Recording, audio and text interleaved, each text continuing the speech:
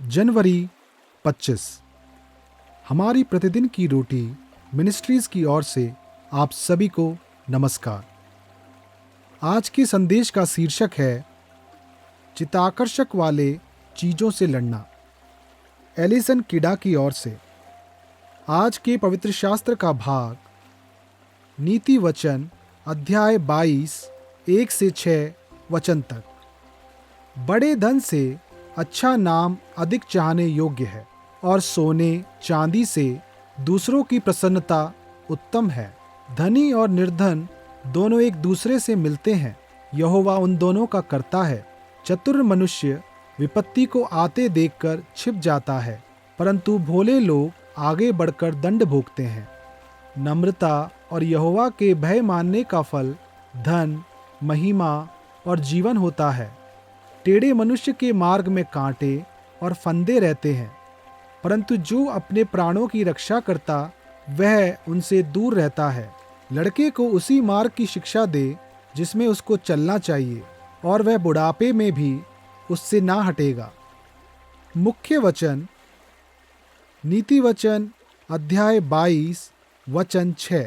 लड़के को उसी मार्ग की शिक्षा दे जिसमें उसको चलना चाहिए, और वह बुढ़ापे में भी उससे ना हटेगा। 1960 के दशक की एक टीवी श्रृंखला में एक आदमी एक नायक से कहता है कि उसे अपने बेटे को यह तय करने देना चाहिए कि वह कैसे जीना चाहता है। नायक जवाब देता है कि हम युवा को उनके लिए खुद निर्णय नहीं लेने दे सकते। जो भी पहली आकर्षक चीज़ वह देखेगा उसे ही पकड़ लेगा। फिर जब उसे पता चलता है कि उसमें एक कांटा है, तब तक बहुत देर हो चुकी होती है। गलत विचार इतनी तड़क भड़क के साथ आते हैं कि उन्हें ये विश्वास दिलाना मुश्किल है कि लंबे समय में अन्य चीज़ें बेहतर हो सकती हैं। उन्होंने निष्कर्ष निकाला कि माता पिता के लिए अपने बच्चों में सही व्यवहार बनाना और प्रलोभन को दूर रखने में उनकी मदद करना महत्वपूर्ण है।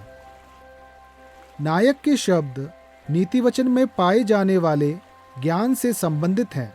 लड़के को उसी मार्ग की शिक्षा दे जिसमें उसको चलना चाहिए, और वह बुढ़ापे में भी उससे ना हटेगा। हालांकि कई लोग इन शब्दों को एक वादे के रूप में पढ़ सकते हैं, वे वास्तव में एक मार्गदर्शक हैं। यीशु में विश्वास करने के लिए हम सभी को अपना निर्णय स्वयं करने के लिए बुलाया गया है, परंतु हम परमेश्वर और पवित्र शास्त्र के प्रति अपने प्रेम के द्वारा बाइबल की नींव रखने में मदद कर सकते हैं। और हम प्रार्थना कर सकते हैं कि जैसे जैसे हमारे छोटे बच्चे बड़े होते हैं, वह मसीह को उद्धारकर्ता के रूप में स्वीकार करें और उसके मार्गों पर चलना चुनें, ना कि दुष्टों के मार्गों में।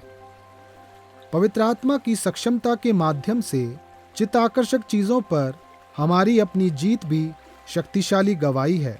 यीशु की आत्मा हमें प्रलोभन का सामना करने में मदद करती है और हमारे जीवन को अनुकरणीय उदाहरणों में ढालती है। जरा सोचें, यह याद रखना क्यों मददगार है कि नीति वचन अध्याय 22 वचन 6 एक वादा नहीं बल्कि एक बुद्धिमान सिद्धांत है। आप प्रशिक्षित करने में किसकी मदद कर सकते हैं? आए हम प्रार्थना करें।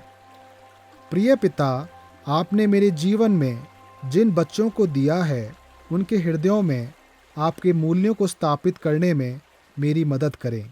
आमीन।